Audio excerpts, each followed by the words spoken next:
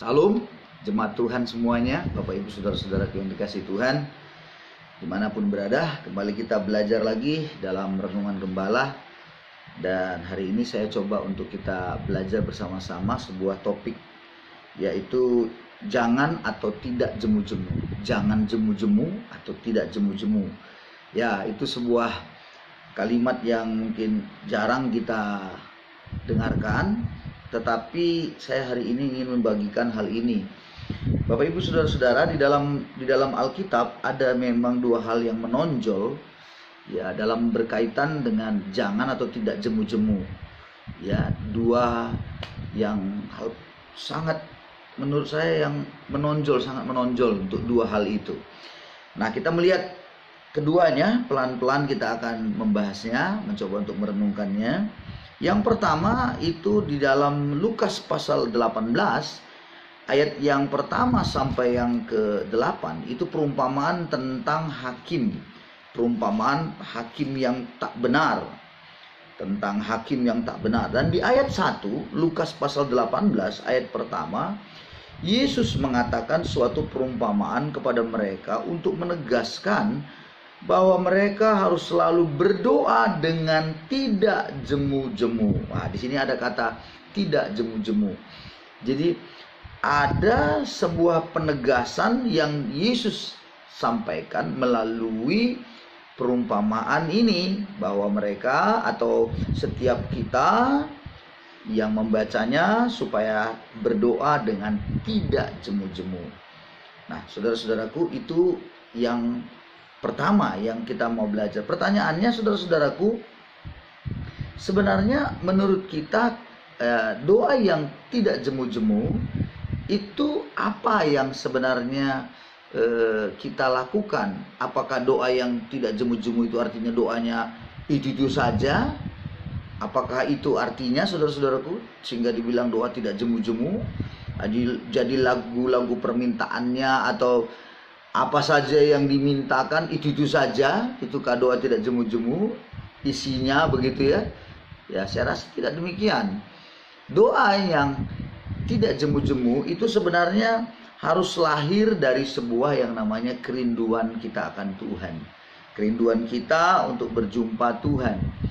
Nah, banyak orang, saudara-saudaraku, yang hari-hari lepas hari dalam dia menjalani hidup, dia sepertinya menjadikan doa itu memaksa Allah untuk melakukan apa yang dia inginkan. Nah, ini suatu hal yang keliru sekali, saudara-saudaraku ya. Sebagian orang malah ya menganggap lagi doa itu seperti mengirim paket permintaan saja gitu, kayak proposal kepada Allah.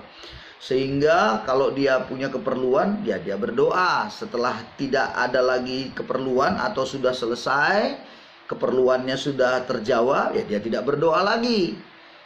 Nah, ada orang yang seperti itu. Ada lagi, saudara-saudaraku, karena dia memang berharap, betul-betul dia berharap dalam doa-doanya itu dijawab oleh Tuhan. Namun karena seolah-olah, ini kata seolah-olah tanda kutip ya, Tuhan itu lama menjawabnya, maka akhirnya dia tidak berdoa lagi. Nah, ini juga tuh ada yang seperti itu. Jadi ketidaksabarannya untuk menantikan penggenapan janji Tuhan atas hidupnya itulah yang membuat dia tidak berdoa lagi. Memang pada akhirnya seringkali orang-orang yang seperti ini dia akan menjadi kecewa pada Tuhan. Nah, hal ini sebenarnya tidak boleh terjadi. Kita harus tetap berdoa dengan tidak jemu-jemu. Bapak Ibu Saudara-saudara harus terus melakukan itu dalam kehidupan kita. Nah, yang kedua, saudara-saudaraku, dalam kitab Galatia pasal 6 ayat 9 dikatakan, janganlah kita jemu-jemu berbuat baik, karena apabila sudah datang waktunya, kita akan menuai jika kita tidak menjadi lemah. Nah, yang kedua adalah jangan jemu-jemu, jangan kita jemu-jemu berbuat baik. Jadi jangan jemu-jemu berbuat baik. Kalau kita lihat lagi 2 Tesalonika 3 ayat yang ke-13, dikatakan juga, dan kamu saudara-saudara, janganlah jemu-jemu berbuat apa yang baik. Begitu. Jadi jangan jemu-jemu. Nah, sekarang kenapa dikatakan jangan jemu-jemu untuk berbuat baik? Ingat saudara-saudaraku bahwa kita berbuat baik itu sebenarnya adalah perwujudan nyata kita sebagai orang yang memiliki kasih dan memang orang yang sudah diselamatkan.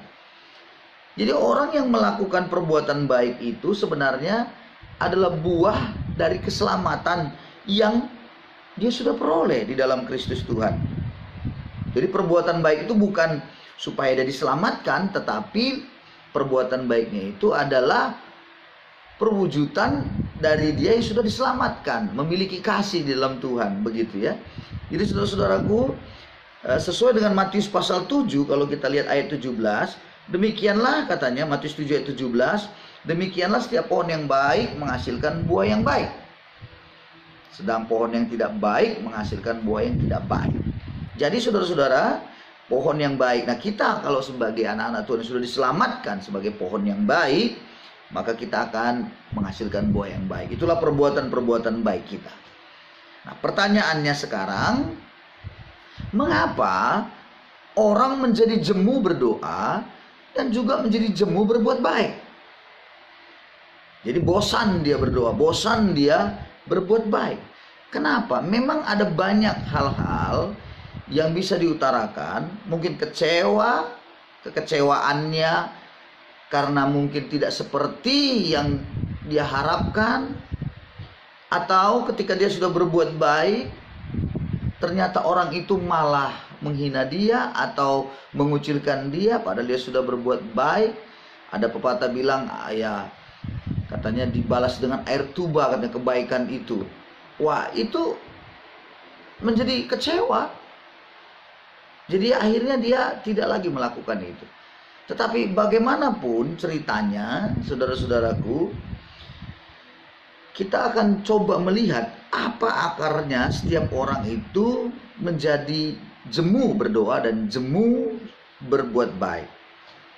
Ibrani pasal 12 menuliskan sebuah hal yang sangat menarik juga untuk kita sama-sama renungkan bersama, untuk kita lihat. Ibrani 12 dikatakan ayat 1-3, karena kita mempunyai banyak saksi bagaikan awan yang mengelilingi kita, marilah kita menanggalkan semua beban dan dosa yang begitu merintangi kita dan berlomba dengan tekun dalam perlombaan yang diwajibkan bagi kita. Marilah kita melakukannya dengan mata yang tertuju kepada Yesus yang memimpin iman kita kepada kesempurnaan, yang dengan mengabaikan kehinaan tekun memikul salib ganti sukacita yang disediakan bagi Dia yang sekarang duduk di sebelah kanan tahta Allah. Nah, ayat yang ketiga, ingatlah selalu akan Dia yang tekun menanggung bantahan yang sehebat itu terhadap dirinya dari pihak orang-orang berdosa, supaya jangan kamu menjadi lemah dan putus asa. Saudara-saudaraku, kita memang diberikan di dalam dunia ini ada perlombaan yang diwajibkan bagi kita. Ayat pertama berkata demikian. Dalam kita melakukan perlombaan itu, janganlah sampai beban dan dosa merintangi kita. Ada beban dan dosa yang merintangi kita.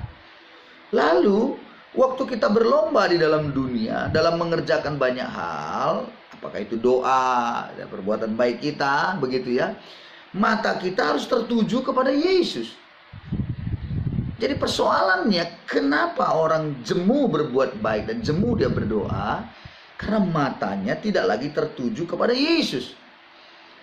Matanya tertuju kepada orang lain, tertuju kepada apa yang harus dicapainya, tertuju kepada segala sesuatu yang memang secara lahiriah, yang kelihatan.